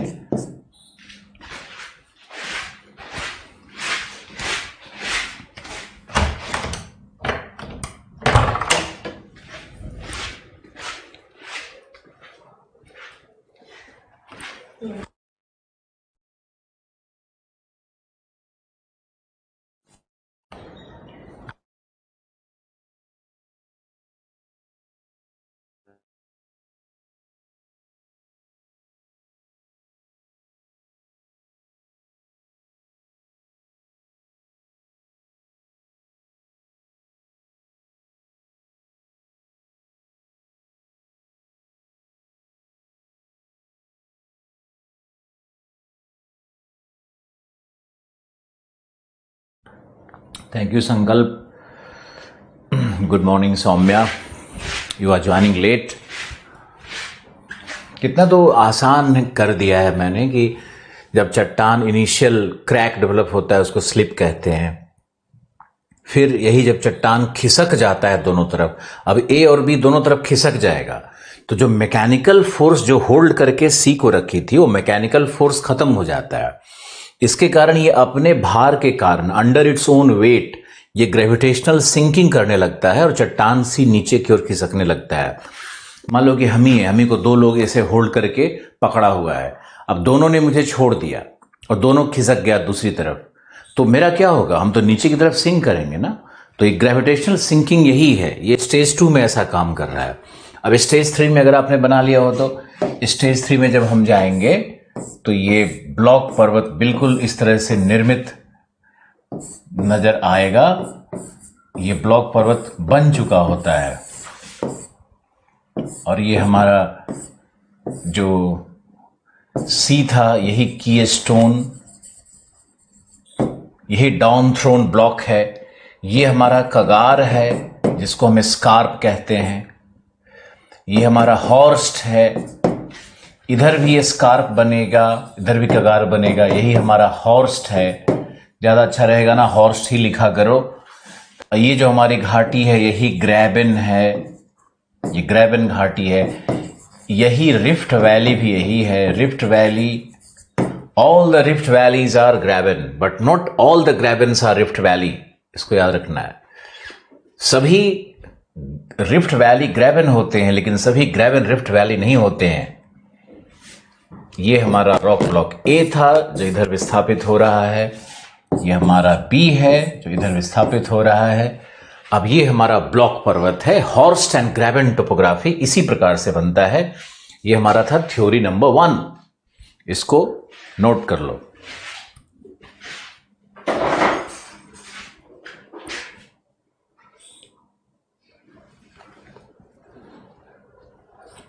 थैंक यू हर्षित, सब अच्छे समझ में आ रहा है।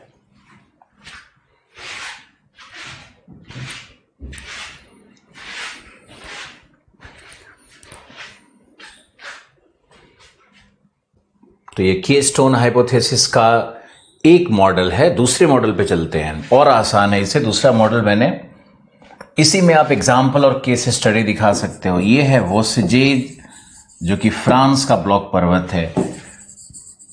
ये है ब्लैक फॉरेस्ट। तुम्हारा एग्जामिनर कितना खुश होगा कि देखो ये विश्व के उदाहरण से समझा दिया। और ये है तुम्हारा राइन, ये राइन वैली यहां पर है। एक अद्भुत उदाहरण है इस मॉडल का। की स्टोन हाइपोथेसिस यही है, उसका एग्जाम्पल भी मैंने दे दिया। अब ये यूपीएससी की स्टोन हाइपोथेसिस करके पूछे तो घबराना नहीं है, ये हमारा ब्लॉक पर्वत वाला फॉर्मेशन का ही था, जिसमें 3 स्टेज मॉडल है। अब की स्टोन हाइपोथेसिस में अगले स्टेज में अगर हम जाएंगे तो नेक्स्ट मॉडल पे अगर हम जाएंगे, की स्टोन का ही है मॉडल नंबर 2। कुछ विद्वान पहले वाले मॉडल से सेटिस्फाइड नहीं थे, तो उन्होंने कहा कि नहीं, संपीडनात्मक शक्तियों के कारण भी यही है हमारा की स्टोन ब्लॉक पर्वत बनेगा। कैसे बनेगा? संपीडनात्मक शक्तियां कार्य कर रही है स्टेज 1 पे। तो ये जो हमारा ब्लॉक सी है, यहां पर क्या होगा? यहां पर रिवर्स फॉल्टिंग शुरू हो जाएगा। रिवर्स फॉल्टिंग शुरू होगा और सबसे पहले वही स्लिप फॉल्ट बनता है। स्लिप फॉल्ट बनने लगेगा दोनों तरफ में। और की स्टोन, इस केस में क्या होता है कि की स्टोन अप थ्रोन ब्लॉक हो जाता है। जो की स्टोन है यानी सी है, ये अप थ्रोन ब्लॉक बन जाएगा। ये हमारा सी है, ये हमारा ए है, ये हमारा बी है। तो सी ही ऊपर की तरफ पुश हो गया है। अब यहां पे देखोगे ये क्या काम कर रहा है? हीव है ये हीव इसी को कहते हैं। जब ऊपर की तरफ वर्टिकली रॉक ब्लॉक ऊपर चला जाए तो हीव हो जाता है। ये एक्चुअल डिस्प्लेसमेंट हो गया है ये। और डिस्प्लेसमेंट हुआ है तो यहां से यहां पे देखो ये हीव यहां बन रहा है और ये जो ऊपर की तरफ हुआ है इसको कहते हैं थ्रो, THROW। ये थ्रो हो गया है ऊपर की तरफ। हीव मतलब डिस्प्लेसमेंट हो गया है इसका, तो इस लाइन पे डिस्प्लेसमेंट हो रहा है। अब यहीं पे कौन सा भ्रंश बनेगा? रिवर्स फॉल्ट बना हुआ है। रिवर्स फॉल्ट बना हुआ है। और इसी में सेकेंड स्टेज में दिखा देते हैं। तो ये जो ऊपर की तरफ आया है कॉम्प्रेशन के कारण, संपीडनात्मक बलों के कारण, तो ये बन जाएगा हॉर्स्ट। ये हॉर्स्ट हो गया। और इधर जो घाटी बनती है इसी को कहते हैं रैंप वैली। यही रैंप वैली है। अरे दोनों तरफ रैंप वैली बनेगा। रैंप वैली दोनों तरफ बन जाएगा। और ये जो ढाल बना है यही स्कार्प है ना। अब तुमको याद रखना है कि रिफ्ट वैली हो या रैंप वैली हो, इन सब के लिए या किसी भी तरह की भ्रंश घाटी हो, सबको हम लोग कहते हैं ग्रेवन। यानी ग्रेवन एक कॉमन शब्द है जिसका प्रयोग रैंप वैली के लिए भी होगा, रिफ्ट वैली के लिए भी होगा। लेकिन रिफ्ट वैली और ग्रेवन में अंतर है, इसको समझने की जरूरत है। सारी दुनिया में जितने भी रिफ्ट वैली हैं सभी ग्रेवन हैं, लेकिन सभी ग्रेवन रिफ्ट वैली नहीं होते हैं। रिफ्ट वैली एक विशेष संरचना के रूप में तुमको यहां दिखेगा कि रिफ्ट वैली, देखो ये रिफ्ट वैली है। पहला तो रिफ्ट वैली किस शक्ति से बनेगा? तनाव मूलक शक्ति से। रिफ्ट वैली का पहला लक्षण तनाव मूलक शक्ति से बनेगा। दूसरा लक्षण, उसके दोनों तरफ खगार होंगे। दोनों तरफ खगार है, दिख रहा है ना, दोनों तरफ खगार बने हुए हैं। और तीसरा होता है कि डाउन थ्रोन वैली है। ये नीचे की तरफ अवतलित घाटी है, ये डाउन थ्रोन वैली है। आशा है आपके समझ में आ गया होगा। ये 3 विशेषताएं जो इसकी होती है। और इसमें चौथा विशेषता होता है रिफ्ट वैली में कि इसमें सामान्य भ्रंशन होता है। सामान्य भ्रंशन होता है। तो ये 4 विशेषताओं को, रिफ्ट वैली के 4 विशेषताओं को नोट करो और इसको लिखो। और इसको डायग्राम से भी, अगर सिर्फ भ्रंश घाटी पूछता है तब भी आपके पास इतनी ताकत होनी चाहिए कि आप लिख सको। इतना फैक्ट होना चाहिए, मटेरियल होना चाहिए। हम तो एज ए टीचर अब समझते हैं कि यूपीएससी कहीं से कुछ भी पूछ सकती है। अब उसका वो है ही नहीं कि प्लेट विवर्तनिक सिद्धांत के का अवमूल्यन करें या क्या होता है यार, समीक्षा करें, ऐसा प्रश्न हम नहीं पूछता है।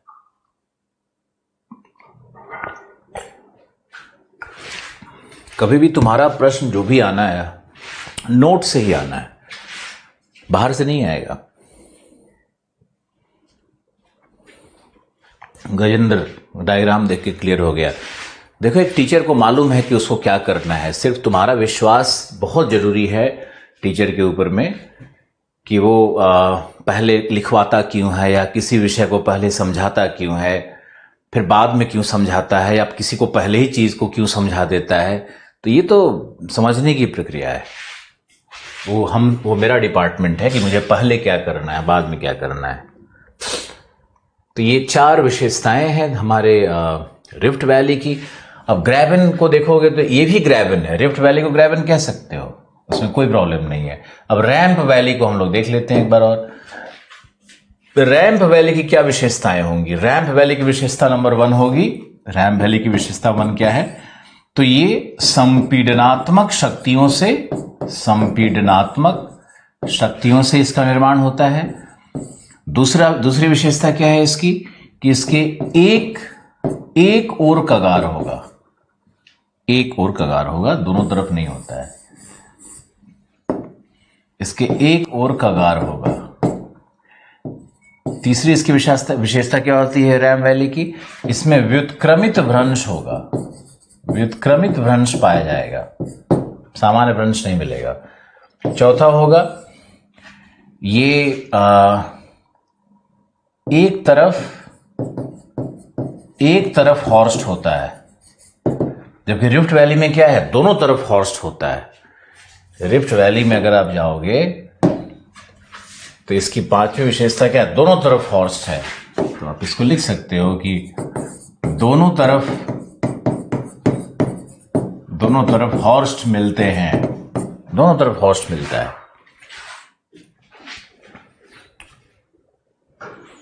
कितने लोगों को रैंप वैली, ग्रैबन, फॉल्टिंग के प्रकार ये सब एकदम क्लियर हो गया? जो कभी हीव क्या है, स्लिप क्या है, थ्रो क्या है, ऊपर या नीचे आया तो थ्रो है एक तरह का। वो स्लिप यानी उसमें क्रैक, दरार बनना, स्लिप हो जाता है, अपने हॉरिजॉन्टल सरफेस से वो थोड़ा सा मूव करेगी। लेकिन अगर पूरा रॉक ब्लॉक पूरा ही मूव कर जाए, विस्थापित हो जाए, तो उसी को हीव कहते हैं। किताबों की भाषा बहुत डिफिकल्ट है, उसमें एंगल ऑफ इंक्लिनेशन और ये और वो। सविंदर सिंह देखोगे तो उसमें कई तरह का फॉल्ट और ऐड किए हुए हैं, स्टेप फॉल्ट, तो ये फॉल्ट तो वो फॉल्ट। कोई जरूरत नहीं इन चीजों का, जो मूल है वो ये है। इसको आप ध्यान से देखो।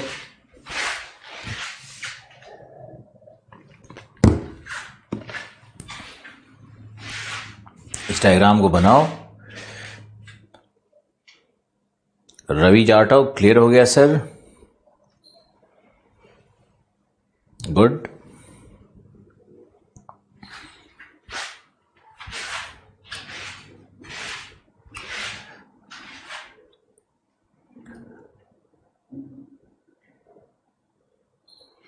अब इसमें देखते हैं हम लोग, भ्रंशन हो गया अंतर्जात शक्तियों में। अब चलते हैं वलन की ओर। वलन क्या है? तो वलन को पहले हम समझाएंगे।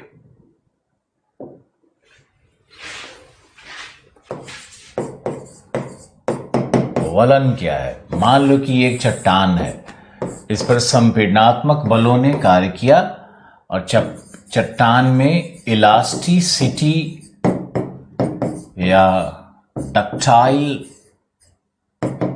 डक्टाइलिटी जैसे गुण है, प्रत्यास्था जैसे गुण है। तो ये चट्टान में जब कंप्रेशन काम करेगा तो यही चट्टान इस तरह से ये मुड़ जाएगा, ये इस तरह से मुड़ जाता है। तो क्या हो गया? ये वलन हो गया। ये पहले का चट्टान है जो डॉटेड वाला है, और ये हमारा मुड़ने के बाद ये इस तरह से बन गया। तो उसी चट्टान से देखो वलन बन गया है। संपीडनात्मक शक्तियों के कारण पहले एक सामान्य डिस्कशन रखते हैं, साइंटिफिक लैंग्वेज का प्रयोग बाद में करेंगे। तो ये हो गया। अब इसमें और भी हो सकता है कि मान लो कि इस तरह से चट्टान है, सेडिमेंट्री लेयर्ड है, इसमें कुछ अलग अलग तरह का लेयर बना हुआ है जो हम अलग अलग डिजाइन से दिखा रहे हैं। अब इस पर काम कर रही है शक्तियां इस पे काम कर रही है, इस पे भी वलन होना है, तो ये इस तरह का वलन बन जाएगा, इस तरह का बन जाएगा। ये अंदर वाला लेयर था, ये बाहर वाला लेयर है, और ये सबसे ऊपर वाला जो लेयर था, तो ये देखो एक तरह का वलन हो गया है ना। तो वलन का मतलब क्या है? वलन का मतलब है मोड़, वलन का मतलब है फ्लेक्चर। तो ये जहां से ये मुड़ा है, इसी को हम लोग फ्लेक्चर कहते हैं। एक दूसरे डायग्राम में दिखाते हैं आपको बड़ा करके।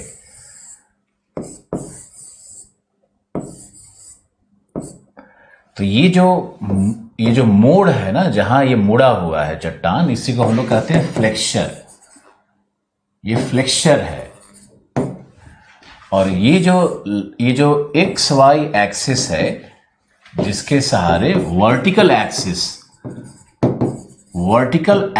ऑफ फोल्डिंग जो है, वर्टिकल एक्सिस ऑफ फोल्डिंग है, ये कहलाएगा तुम्हारा हिंज लाइन। इसको हम लोग कहते हैं साइंटिफिक लैंग्वेज में हिंज लाइन। घबराना नहीं है, याद कर लेना है। एक्स वाई हमारा हिंज लाइन है। अब हिंज लाइन के दोनों तरफ ये जो स्ट्रक्चर बचा, ये जो स्ट्रक्चर इधर वाला और इधर वाला, जो ये दो स्ट्रक्चर बचा है इधर और इसको लिम्ब कहते हैं, यानी ए और बी। तो ए एंड बी क्या है हमारा? Limb of fold, limb of folds. Flexure, hinge line, limb, तीन चीजों को देखो। और जिस हॉरिजॉन्टल एक्सिस के सहारे, मतलब इधर से काम कर रही है, अगर फोर्स काम कर रही है, तो ये जो लाइन हम इधर ऐसे ड्रॉ कर रहे हैं, ये जो लाइन हमने ड्रॉ किया है, ये लाइन क्या है? ये हॉरिजॉन्टल एक्सिस है। हॉरिजॉन्टल एक्सिस ऑफ फोल्डिंग है। 3 डायमेंशनल डायग्राम में अच्छे से दिखेगा। एजेड मतलब हॉरिजॉन्टल एक्सिस ऑफ फोल्डिंग है, यानी ये इसको अगर हम रख लें m और n कर लें, अगर m और n कर लें, तो हमारा mn क्या बनता है? इसी को हम लोग स्ट्राइक कहते हैं। इसी को स्ट्राइक कहते हैं। ये हमारा स्ट्राइक है। Horizontal axis of folding. हम इसको डायग्राम को डेमोन्स्ट्रेशन से भी समझाएंगे, इसलिए चिंता नहीं करना है। ये हॉरिजॉन्टल एक्सिस ऑफ फोल्डिंग क्या है? वो स्ट्राइक कहलाता है। और मान लो कि अगर स्ट्राइक है, अगर इसको हम मान लेते हैं हॉरिजॉन्टल एक्सिस ऑफ फोल्डिंग, इधर से शक्तियां काम कर रही होगी, तो ये हॉरिजॉन्टल एक्सिस ऑफ फोल्डिंग है। उस पे जो हम लंब डालेंगे, लंब यानी 90 डिग्री का जो हम उस पे स्ट्राइक पे जो हम लंब डालेंगे, तो वो कहलाता है उस लंब को, यानी परपेंडिकुलर टू स्ट्राइक, उसको हम लोग कहते हैं डिप। यही हमारा डिप है। डिप क्या है? लिख देते हैं। डिप क्या है? Perpendicular to strike. अभी पूरा समझ में नहीं आ रहा होगा, मुझे मालूम है, लेकिन फिर भी लिखते रहो। डिप परपेंडिकुलर टू स्ट्राइक है, उसको हम लोग डिप कहते हैं। समझ गया? डिप क्या है, स्ट्राइक क्या है, लिम्ब क्या है, हिंज लाइन क्या है, फ्लेक्चर क्या है। 3 मिनट में मैंने सारा एक्सप्लेन कर दिया है। अभी समझ में आया होगा 50%। अभी आगे हम समझाते हैं। तो डिप है। अब हम लोग को देखना है डिप एंगल क्या है। तो यहां पे अगर हम लोग लिखें कि डिप एंगल क्या है, डिप एंगल क्या है भाई? तो dip angle is angle between hinge line and strike. यह है angle between hinge line and strike.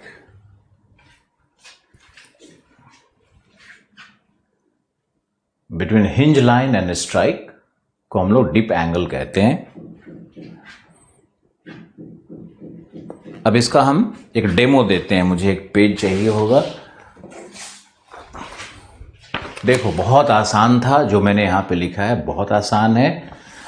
एक छोटे से डेमो से आप समझ जाओगे, 2 बार वीडियो देखोगे तो और आसानी समझोगे।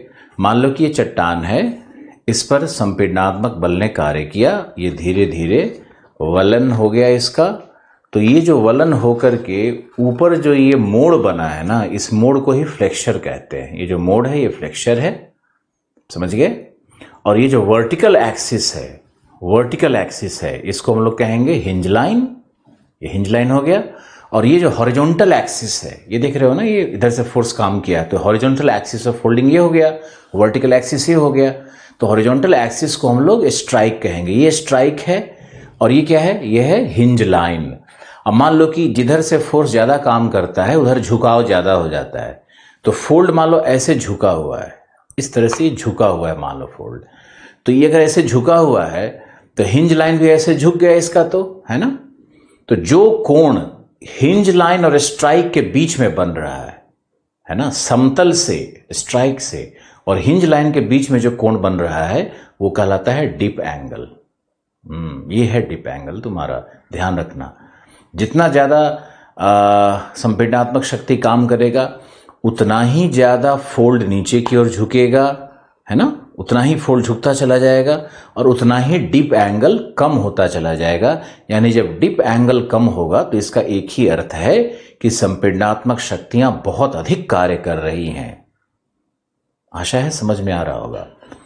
दूसरा क्या है कि अगर इस स्ट्राइक पे हम एक लंब डालें तो लंब डिप है, डिप परमानेंट होता है, डिप में चेंज नहीं होता है। Dip is always 90 degree to horizontal, 90 degree to the strike.